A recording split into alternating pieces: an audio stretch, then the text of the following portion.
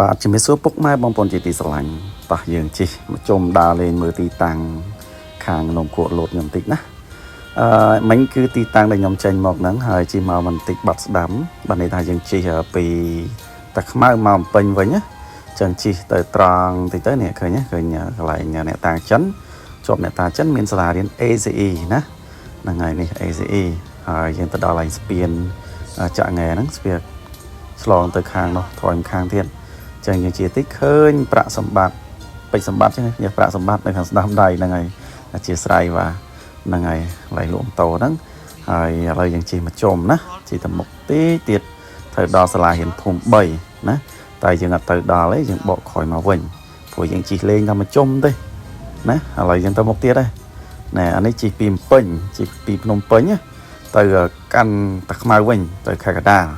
ចឹងយើងជិះទៅបន្តិចមើលឆ្វេងដៃណាឃើញក្រាស់សាំងឆ្វេងដៃខ្ញុំអត់និយាយទេយើងពាក់ហិកាហើយ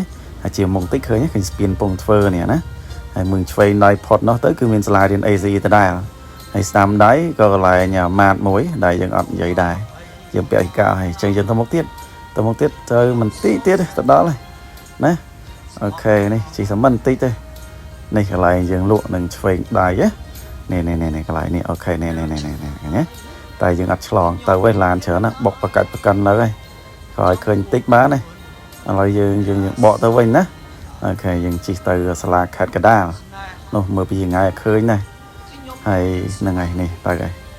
ទៅបន្តិចទៀតជិះតែបន្តិចទេណាយើងកំឡុងមកជុំលេងទេនេះឃើញសាលាខេត្តកណ្ដាលនេះឃើញនេះព្រះនរានឹងឯងអញ្ចឹងយើងអត់ទៅតែខ្មៅទេយើងបកមកជុំនេះមកវិញហើយនឹងខាងស្ដាំដៃនេះកន្លែងវងមូព្រះនរានេះមានសាលារៀន AIS ចេញទៅមុខតិចឃើញផ្សារលាក់គីហ្នឹងហើយផ្សារលាក់គីនេះ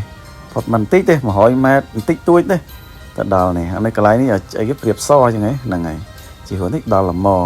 បាទសូមអរគុណសម្រាប់ទស្សនាហើយក៏សូមជំរាបសួរនិងជំរាបលាដូចគ្នាបាទ